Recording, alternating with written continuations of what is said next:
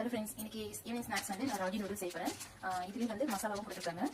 இப்போ இதை தண்ணியில் வேக வச்சு எடுத்துக்கலாம். இன்னைக்கு ஈவினிங் ஸ்நாக்ஸ் வந்து நான் நூடுல்ஸ் செய்ய போகிறேன். அதுக்கு வந்து நான் ராகி நூடுல்ஸ் எடுத்துருக்கேன்.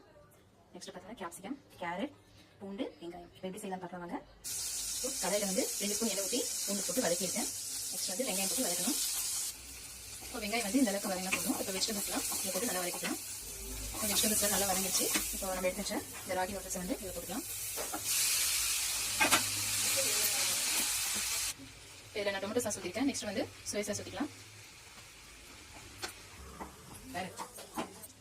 இந்த ராகி நூடுல்ஸ்லேயே மசாலா கொடுத்துருக்காங்க. இதை தான் ஆட் பண்ண போகிறேன் நான். மசாலா போட்டு நல்லா மிக்ஸ் பண்ணி விடுங்க. அவ்வளோதான், நூடுல்ஸ் ரெடி ஆயிடுச்சு. இது ராகில செஞ்சிருக்கோம், குழந்தைங்க தெரியாது அந்த அளவுக்கு நல்லா ரொம்ப டேஸ்டியா இருக்கும். நீங்களும் ட்ரை பண்ணி பாருங்க. இந்த வீடியோ உங்களுக்கு பிடிச்சிருந்தா லைக் பண்ணுங்க, மறக்காம சப்ஸ்கிரைப் பண்ணுங்க. தேங்க்யூ, பாய்.